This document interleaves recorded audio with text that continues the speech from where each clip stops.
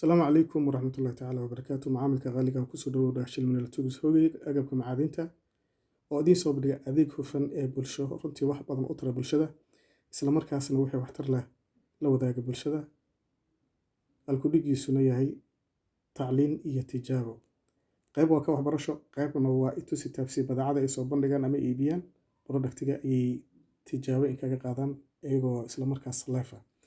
walaalkaygu waxaan rabay labada mashiin ee selectorska ah maxaa u dhaxeeya su'aalo badan baa nagaga yimaaday wixii u dhaxeeyay baan rabnaa inaan intusino.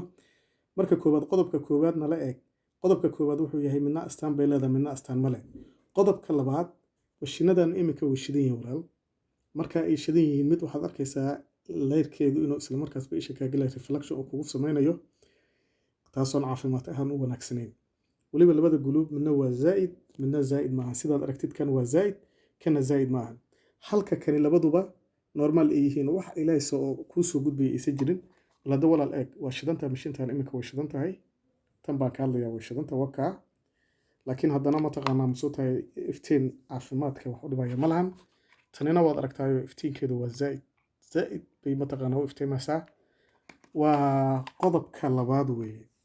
qodobka saddexaad ee farqiga ah guluubyadan indikatorada ah kan waa malaasan yahay. waa hadda markaan farta dul saaro ma dareemayo aad buu u qarsoon yahay. sidaasoo kaleeto badhankan kaleeto loo yaqaano adjustmentiga ama mataqaanaa laga soco badhankan baa ka hadlaya walaal sidaad arkaysid aan dhulka kuu dhigo.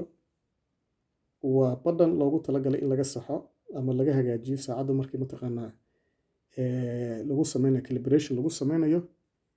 waa badhan waa bool caadi walaal mataqaanaa ma soo tahay muxuu ahaa calaamadaas leh ama sida bool la furayo kaleeto camal u sameysan